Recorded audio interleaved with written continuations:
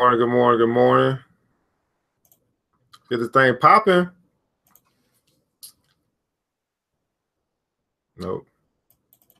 Oh, the words on the pages change your world. Your world. They can change your heart. They can change your mind.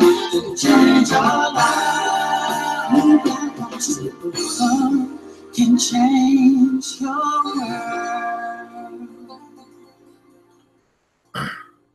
All right, good morning, good morning, good morning. Thanks so much for tuning in. This is ERGJ, Certified Financial Educator and founder of New Black Wall Street. Thanks so much for tuning in. Hey, good morning, Mr. Thomas. How are you? Thanks so much for joining.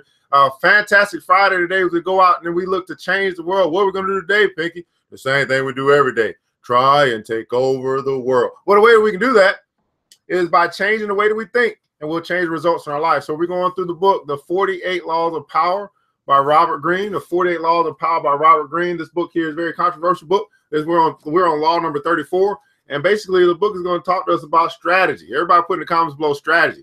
So what we want to do with this book is we want to learn how to apply these laws to our life, but then also learn when these laws are being applied against our life, so we can always operate in a position of power.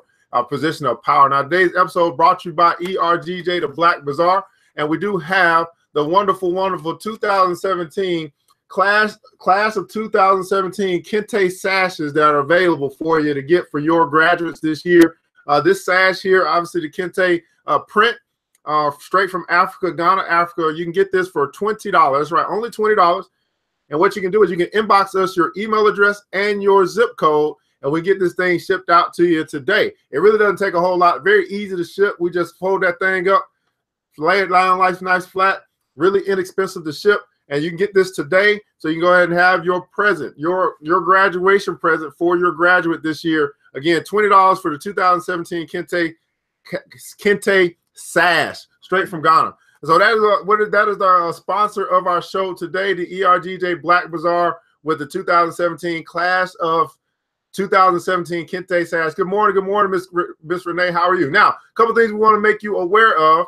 In the comments below, we do have a couple of things that we've already set up for you. So it's the 2017 tomorrow morning, ERGJ and Teen Vest, which is our investment into middle school and high school students. We're going to be doing our youth real estate workshop event tomorrow. So if you want your children to learn about real estate, and you want to go ahead and have them sign up to this, we're going to have the super agent in from LA. This is all online.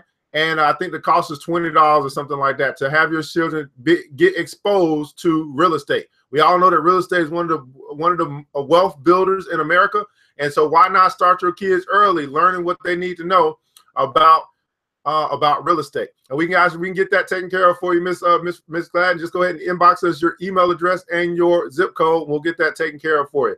And then also we want to make you aware of the other opportunity coming up next Tuesday.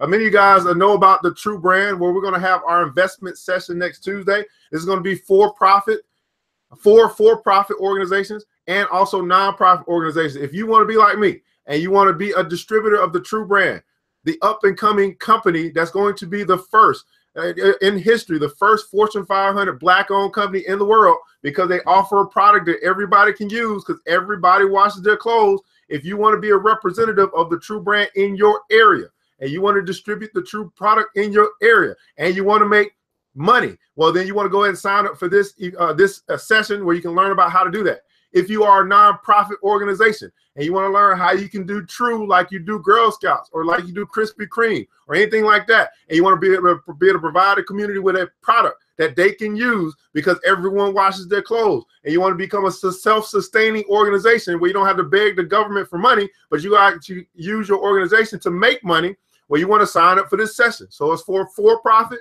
and it's also for nonprofit organizations. And we're going to talk to you about the difference of how you can use this product to make money, to raise. Everybody put in the comments below, raise capital, because for some reason, I don't think we understand what raising capital really looks like. We don't have to do car washes anymore. We don't have to stand on the side of the street asking people for dollars anymore. We can actually provide a product that they can use, that they will buy, and then we use the profits to finance our mission, right? And then obviously you keep a portion of the proceeds. That's how it works. You can cut a lot of birds with two stones just by doing something like that. Raise capital. Think different. Come up with some strategies that'll work. I mean, I never go to the north side of town and see them standing on the side of the corner talking about do a car wash. It's all good to do a car wash, but I'm saying there are other ways to raise capital.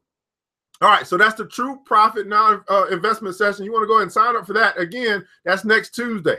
And when the seats are gone, the seats are gone. So many people miss out on opportunity because they just don't want to take advantage of the opportunities when it comes. And so I've made these opportunities available to many of us here. But hey, I know you don't have a lot of time. I don't have a lot of time. It's law number 33. Oh, didn't want to do that. Law number, hold on a second. Too much stuff is happening. All right, law number 33 of the 48 laws of power. Let's get it. So today's law, we're going to be talking about be royal in your own fashion. Be royal in your own fashion. And the second part is you want to act like a king or a queen to be treated like one. Act like a king or queen to be treated one. Law number 34, be royal in your own fashion. Act like a king or a queen to be treated like one. So in the comments below, if you are a king, I want you to put act like a king.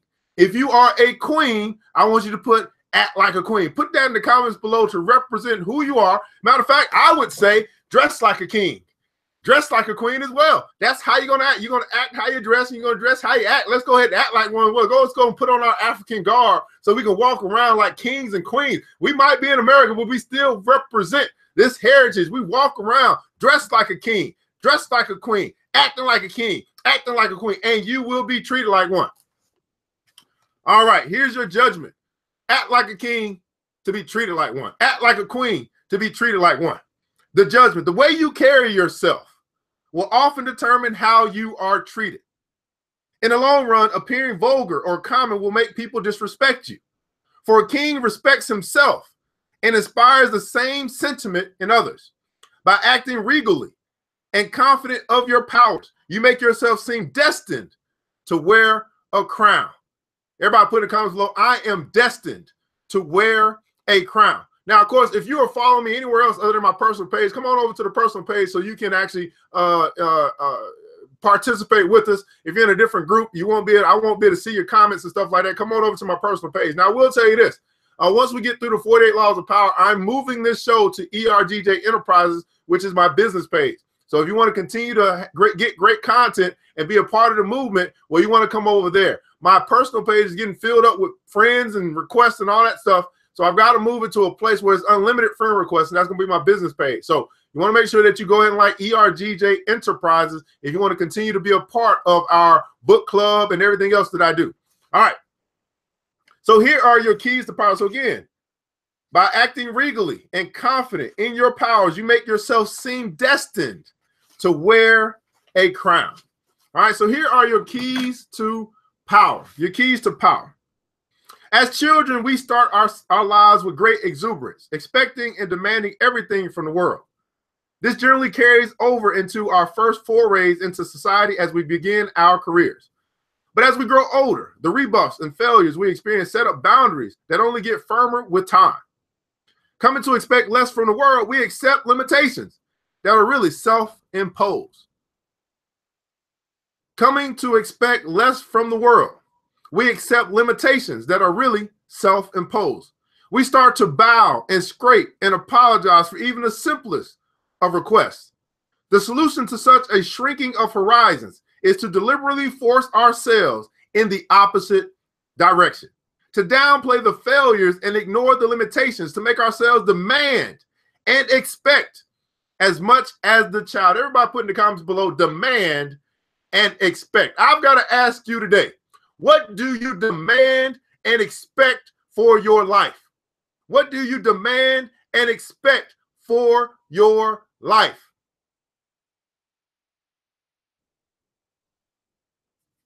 The solution to such a shrinking of horizons is to deliberately force ourselves in the opposite direction, to downplay the failures and ignore the limitations, to make ourselves demand and expect as much as the child.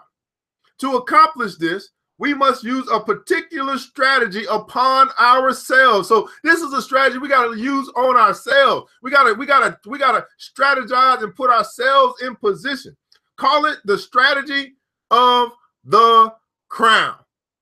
Everybody put that in the comments below. The strategy of the crown. This right here might be one of the most important strategies of this book. The strategy of the crown. The strategy of the crown is based on a simple chain of cause and effect. If we believe we are destined for great things, our belief will radiate outward, just as a crown creates an aura around a king. This outward radiance will infect the people around us, who will think we must have reasons to feel so confident. People who wear crowns seem to feel no inner sense of the limits to what they can ask for or what they can accomplish. This too radiates outwardly. Limits and boundaries disappear. Use the strategy of the crown and you will be surprised how often it bears fruit. Take as an example those happy children who ask for whatever they want and get it. Their high expectations are their charm. Adults enjoy granting their wishes, just as Isabella enjoyed granting the wishes of Columbus. Let me repeat this again, because this is just too good to just go by and act like it's nothing there. It says here, the strategy of the crown. Let me put that up here. Let me put that up here. The strategy. Oh, this is getting good, guys. The strategy of the crown is based on a simple chain of cause and effect. If we believe, how many of you guys believe today? How many of you believe today that you are destined for great things? Like that, this is a different level of belief. This is not a hope. This is not a wish. This is you believe without a shadow of a doubt that your future is comprised of great things. You know where you are going and you are headed towards greatness. Matter of fact, you already got greatness in you. You're just waiting on the world to catch up. You are destined for great things. You believe it without a shadow of a doubt. There's nothing that nobody can tell you because you know what's going on. You know what's happening. You know where you are going. How many of you guys believe that you are destined for great things? If we believe we are destined for great things, our belief will radiate outward, just as a crown creates an aura around a king. This outward radiance will infect the people around us, who will think we must have reasons to feel so confident. People who wear crowns seem to feel no inner sense of the limits to what they can ask for or what they can accomplish. This too radiates outwardly. Limits and boundaries disappear. Limits and boundaries disappear. See, my belief, I've got crazy faith, and my belief has made every limit that once was there, every boundary that everybody else sees, I just don't see it. I don't see how y'all see limits when I see unlimited opportunity everywhere I go. I mean, my God, I see opportunity to the left, opportunity to the right. I just see opportunity. Where you see challenges, I see opportunity. Why? Because I believe. And as Ms. Renee said, I know I'm destined for great things. There's no debate. I am destined for great things. Is there anyone else that can say the same thing? That can believe with the resolve that you know that your life is destined for great things. Limits and boundaries disappear. Use the strategy of the crown and you will be surprised how often it bears fruit. Take as an example those happy children who ask for whatever they want and they get it. Their high expectations are their charm. How many of you guys are so charming because of your high expectations? Has nothing to do with your looks, It just has everything to do with how your expectation. Your expectation level is so high. It is charming. It is attractive. People are like, you are unique just because you expect great things to happen. You're so optimistic about life that nothing can shake it. And people are just like, wow, I've never seen such joy. I've never seen such excitement. I've never seen such optimism in a person, in an attitude. The person that sees the glass half full, you know that great things are happening. You are destined for great things in your belief. It shines outward and it attracts. It's an attractive spirit. Belief. Throughout history, people of undistinguished birth, the Theodoras of Byzantine, the Columbuses, the Beethovens, the Disraelis, have managed to work the strategy of the crown, believing so firmly in their own greatness that it becomes a self-fulfilling prophecy. The trick is simple. Be overcome by your self-belief. Even while you know you are practicing a kind of deception on yourself, act like a king. You are likely to be treated as one. The crown may separate you from other people, but it is up to you to make that separation real. To act, you have to act differently. See, let me stop right here, because this is what the church is supposed to be doing. Kings and queens, right? Separated, set apart. All these different things that they talk about in the church, but yet we see them trying to be just like the rest of the world. It makes no sense to me how you can be a peculiar people who are shaped and formed in the image of God, who are kings and priests, right? Kings and queens, who are supposed to be separated, set apart, sanctified, but yet you try and mimic the world. Can someone help me understand that? Why are you trying to be like the rest of the world so that you can appeal to the masses when you should be different, and your difference should appeal to the masses? It's your difference that's going to bring the people, that's going to be so attractive because you're different, not because you're like everybody else. The church has got it messed up. Y'all are trying to be like the world. Y'all trying to act like the sinners instead of setting yourself apart on higher ground, where you can become attractive and a beacon of light and light the world with your salt. That's a different flavor. But no. For some reason, the good old church has decided we're going to have concerts like the rest of the world. We're going to appeal to the masses like the rest of the world. So we're no longer set apart. We're just another entertainment avenue for people to come and have fun, to enjoy themselves, to act like they did act in the world. So you no longer set a bar of difference. That's why you become less attractive. Oh, don't shout me down because I'm preaching good. You're no longer sanctified. There's no air of holiness. There's no one looks at you and say, you got a crown. No one looks at you and say, you are the head. No one looks at you that way anymore. Why? Because you have decided that you're going to act like the rest of the world. And then you wonder why. You find no power in your purpose and your mission anymore. You've dumbed down your own religion, your own spirituality, because you want to be like the rest of the world. You have conformed to the world. And it takes someone like me to tell you, because you're looking at the picture from inside the frame.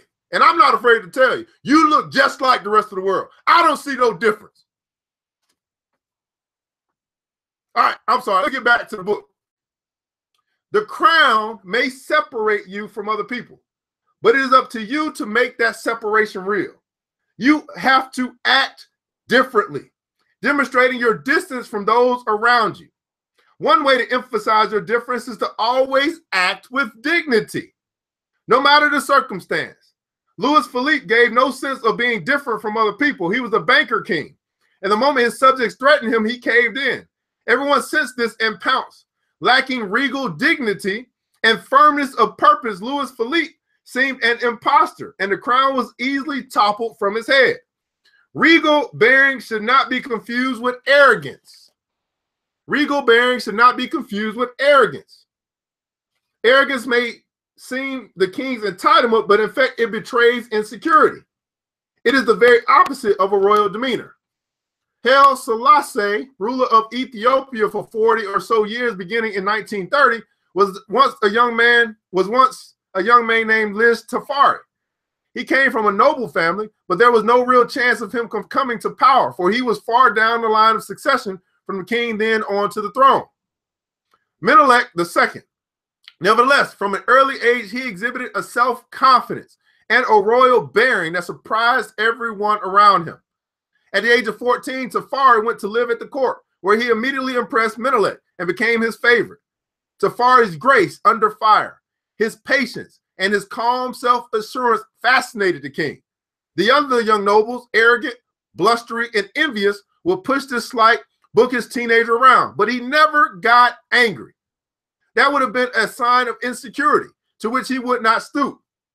There were already people around him who felt he would someday rise to the top, for he acted as if he was already there.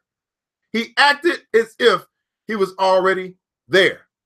So I want you to think about where it is that you want to be. I want you to think about where it is that you want to go.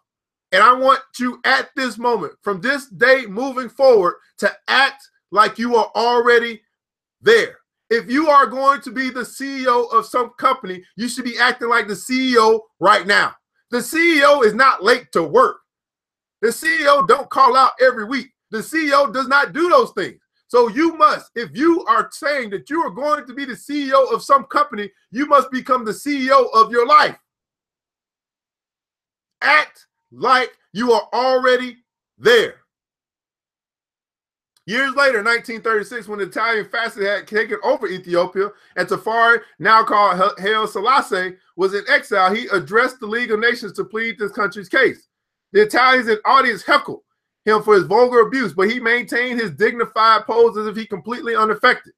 This elevated him while making his opponents look even uglier. Dignity, in fact, is invariably the mask to assume under difficult circumstances. It is as if nothing can affect you, and you have all the time in the world to respond. This is an extremely powerful pose. A royal demeanor has no other uses. Con artists have long known the value of an aristocratic front. It either disarms people and makes them less suspicious, or else it intimidates them and puts them on the defensive. As Count Victor Lustig knew, once you put a sucker on the defensive, he is doomed. The con man Yellow Kid Whale, too, would often assume the trappings of a man of wealth, along with the nonchalance that goes with them. Alluding to some magical method of making money, he would stand aloof like a king, exuding confidence as if he really was fabulously rich. The suckers will beg to be in on the con to have a chance at the wealth that he so clearly displayed. Finally, to reinforce the inner psychological tricks involved in projecting a royal demeanor, there are outward strategies to help you create the effect. First, it's the Columbus strategy. So let's write this down. The Columbus strategy.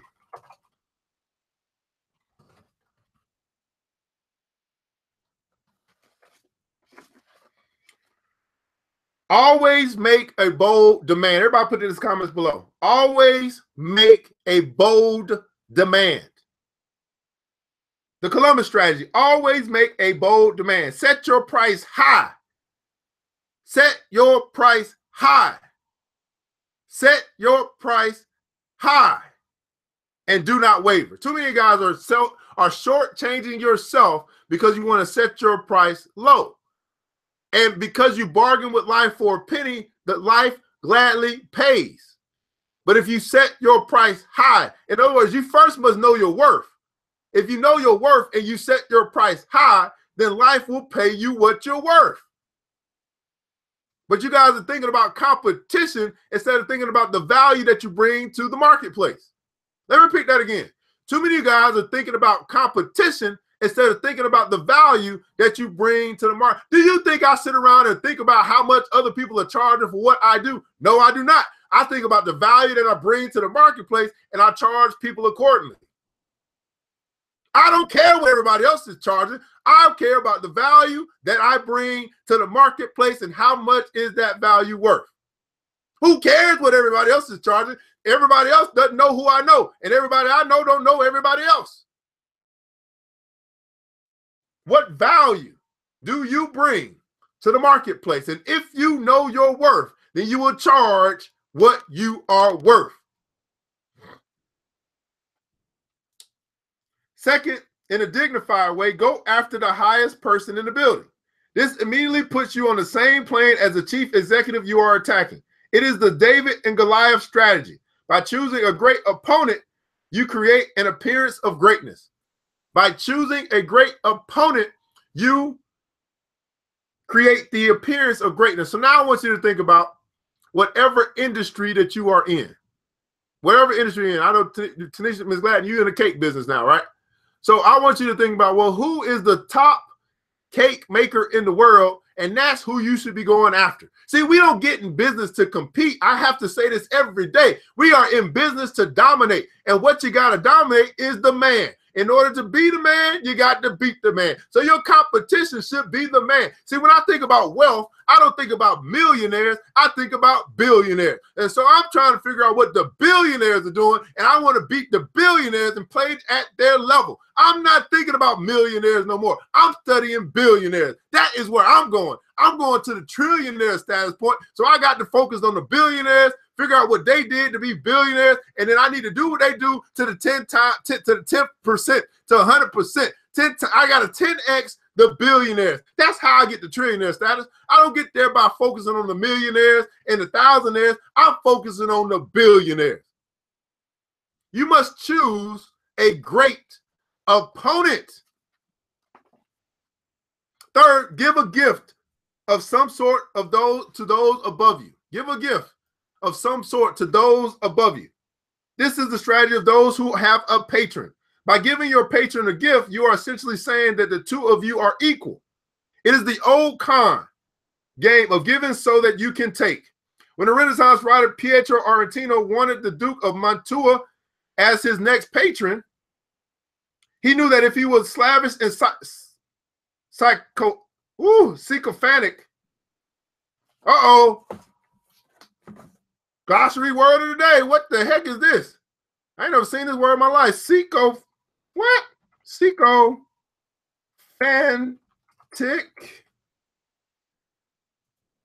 Is that what I say? What? Sycophantic. Sycophantic. I'm trying my best. Sycophantic. What the heck? Bacon bits? Let me know. Sycophantic.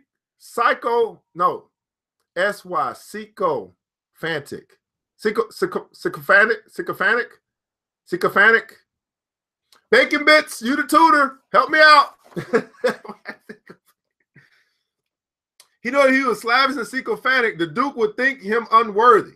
So he approached the Duke with gifts. In this case, paintings by the writer's good friend Titian.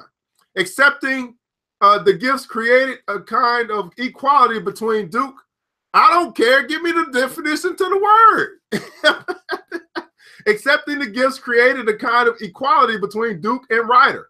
The Duke was put at ease by feeling that he was dealing with a man of his own aristocratic stamp. He funded Argentino generously. The gift strategy is subtle and brilliant because you do not beg. You ask for help in a dignified way that implies equality between two people, one of whom just happens to have more money. Remember, it is up to you to set your... Listen, and remember, it is up to you to set your own price. Everybody put in the comments below, set your own price while we're still waiting on the definition here. Set your own... It is up to you to set your own price. Ask for less, and that is just what you will get. Ask for more, however, and you send a signal that you are worth a king's ransom. Even those who turn you down respect you for your confidence and that respect will eventually pay off in ways you cannot imagine. We got to read this again. So where are we at? Okay. So sycophantic behavior or done in an obsequious. Oh my goodness! Now you give me another obsequious way in order to gain an advantage. All right, cool. All right, let's read this again, guys. This is important. Remember, it is up to you to set your own price. Ask for less, and that is exactly what you'll get. Ask for more, however, and you send a signal that you are worth a king's ransom. Even those who turn you down respect you for your confidence. And that respect will eventually pay off in ways you cannot imagine. You set your own price. Now, here's your image. Here's what you want to imagine as it relates to what we've talked about today. The crown. The crown that you put on, the king's crown. Place it upon your head and you assume a different pose. Tranquil, yet radiating assurance. Never show doubt. Never lose your dignity beneath the crown, or it will not fit. It will seem to be destined for one more worthy. Do not wait for a coronation. The greatest emperors crown themselves. So if you are a king or you are a queen that's watching right now, in the comments below, I want you to put crown myself. Now, what I find interesting is this, is that as we're talking about this and I'm thinking about the things that make people feel dignified, maybe you don't have a physical crown, but here's something else that you can do, fellas. You can begin to wear suits. See, here's what I learned about the suit game. When you put on a suit, you take on a whole different persona. There's no rush in your step. You walk slower. You got a pace about you. You walk upright. You understand, I got a suit on. I got to walk a certain way. I got to carry myself a certain way because I got a suit on. That is your robe. That is your royal garb. When you got a suit on, you just act different. You talk different. You walk different. And so I would challenge you fellas to wear more suits. At least have some that you can wear to the right occasion. Ladies, I would challenge you to wear more dresses. Now, let's clarify this for a second. I'm not talking about the skin tight dresses that got your boobs hanging out and tight on your butt. No. I'm talking about elegant dresses. I'm talking about the dresses that make people wonder what's underneath. I'm talking about the dresses of the king, of the queens that walk around with royal garb. They are just, matter of fact, it's the type of dress that makes someone open the door for you, that makes someone open up that car door, that makes someone, just because you got on the right dress, they're going to put their coat down over that puddle. That's the type of dress I'm talking about. I would challenge you, ladies, if you have them. I know we got some gracious, some elegant, we got some class that's watching right now. When's the last time you put on a type of dress that commanded respect? You know exactly what I'm talking about. I'm talking about the type of dress. It doesn't matter. See, let me tackle that for a second. No, it's not. No, it is not. See, you think that it's expensive. You think it. And because you think that it's expensive, it is to you. There are plenty of ways that you can get the same type of dress, the same type of look and feel that won't be as expensive. See, everything that looks expensive doesn't mean that it was expensive. There are estate sales that happen all the time, yard sales that happen all the time, thrift stores that sell things all the time. So don't tell me that something is expensive. Tell me that you just are not a good shopper. Don't tell me how something is expensive, because I've seen plenty of women put on something that just wows you and they didn't pay a lot for it. Right? So it's not that it's expensive. Now, it may look expensive, which it should. It should feel expensive, which it should. It should make you look like $1 million, which it should. But my question is this, fellas, when's the last time you put on a suit that commanded respect? Ladies, when is the last time you wore a dress that commanded respect?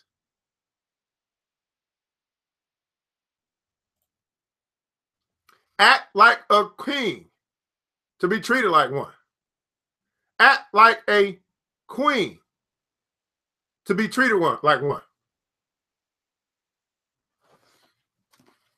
Woo! Here's your authority. Everyone should be royal. Everyone should be royal after his own fashion. Let all your actions, even though they're not those of a king, be in their own sphere worthy of one. Be sublime in your deeds, lofty in your thoughts, and in all your doing show that you deserve to be a king, even though you are not one in reality. Show that you deserve to be a queen. Don't just say you're a queen. Show me in your actions that you're a queen, that you command the type of respect that queendom commands. Show me in your dress that you deserve to be a queen, even though you may not be one in reality. Because the way that you carry yourself, the way that you dress, the way that you talk, the way that you walk, it commands queendom. And it's a very attractive quality that you can put on that doesn't have to flaunt your stuff. It's a type of respect that'll get you the man that you want, that'll get you the attention that you want, that'll bring the money into your storehouse that you want. When's the last time? I'm talking to you guys for real. Wait, just think of when was the last time I put on to the point where it commanded respect? When's the last time? See, we don't do stuff like, when's the last time? Like, was it a debutante ball 20 years ago? When's the last time you put on to the point where it commanded? You walked in the door and everybody looked like, who is this? This person here, they must be important. Think about it. All right, here's your reversal. They actually have reversal. I don't normally do this, but I'm going to do that today. We got a little time.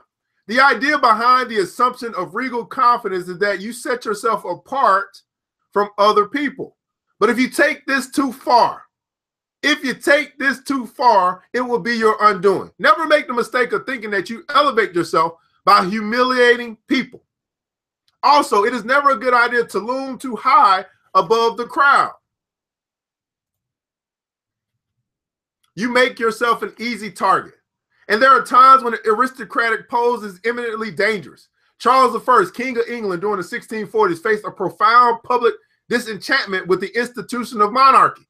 Revolts erupted throughout the country, led by Oliver Cromwell.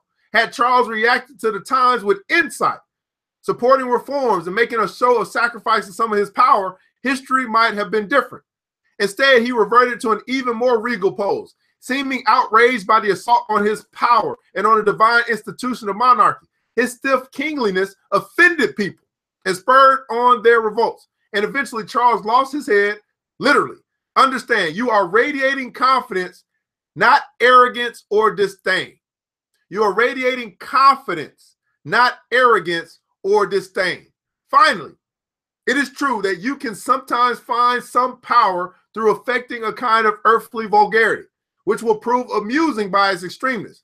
But to the extent that you, win this game by going beyond the limits, separating yourself from other people by appearing even more vulgar than they are, the game is dangerous. There will always be people more vulgar than you, and you will easily be replaced the following season by someone younger and worse, right? So today we've learned about being royal in your own fashion. Being royal in your own fashion. I'll read the judgment one more time to wrap this up. Act like a king to be treated like one.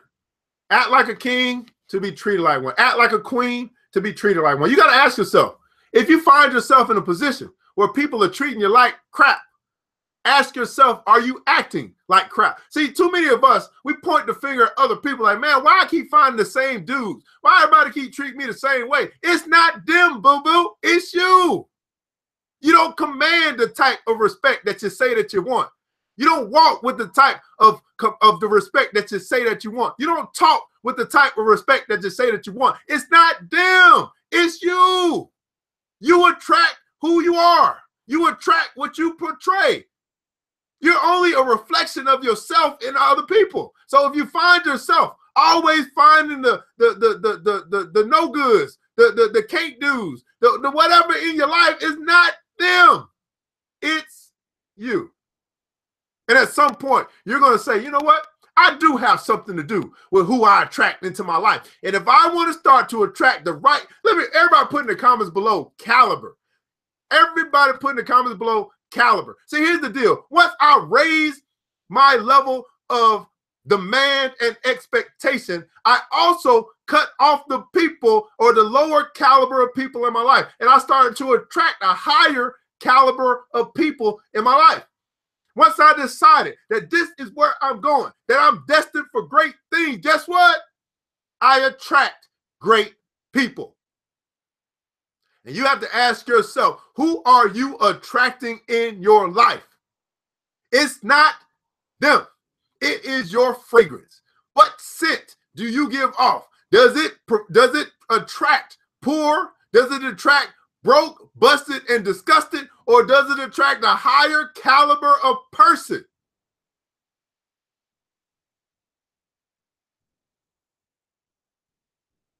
Who do you attract?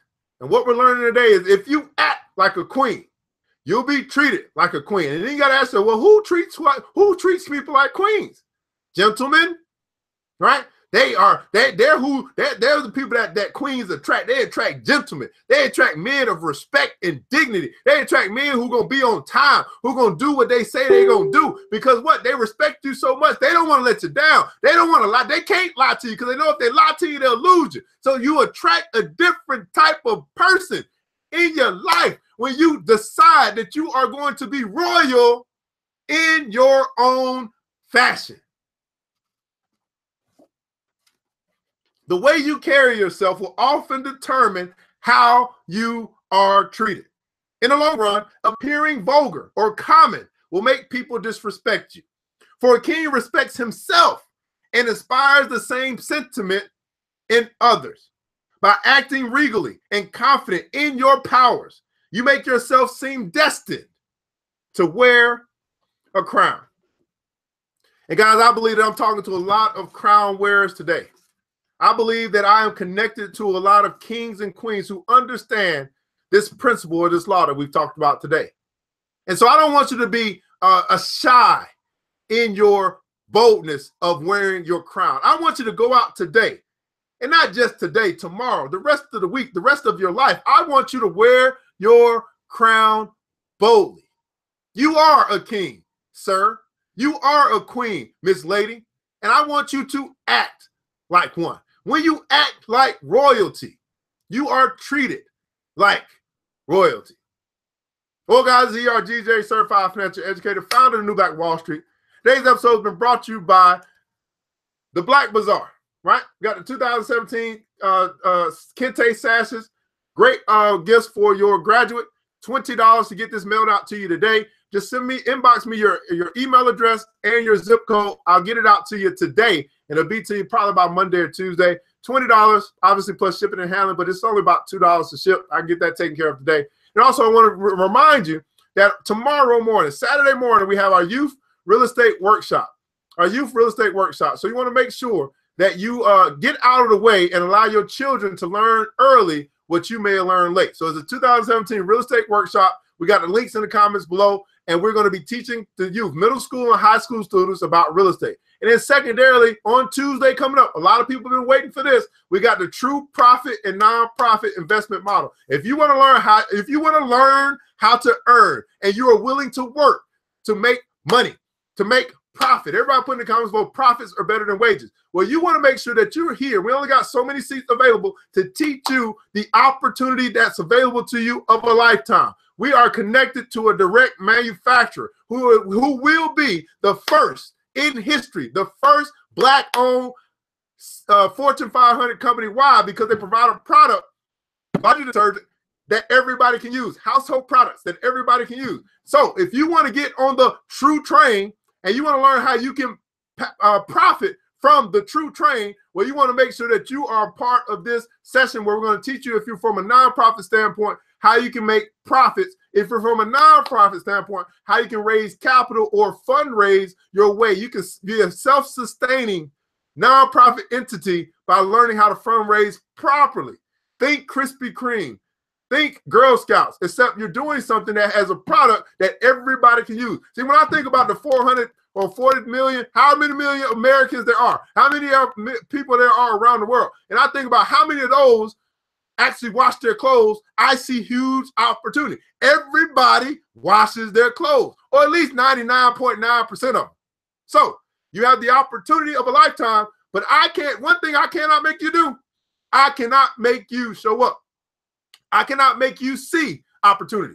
All I can do is provide the opportunity, and I can lead a horse to water, but I can't make that horse drink. It's up to you. You got to make a decision. You got to sign up. You got to show up. I'm going to keep doing what I'm doing, and we're going to keep on working with those that want to make money. Everybody else, you can watch us or you can work with us. All right, this is ERGJ, Certified Financial Educator, founder of the New Black Wall Street. Hopefully you learned something tonight. We go out today wearing our crowns, walking around with royalty, putting on our African garb, feeling great to be great. It's a good day to be Black in America. I tell you that. Remember this, guys. It takes a village. It starts with us. Let's build as we climb together. Have a wonderful day.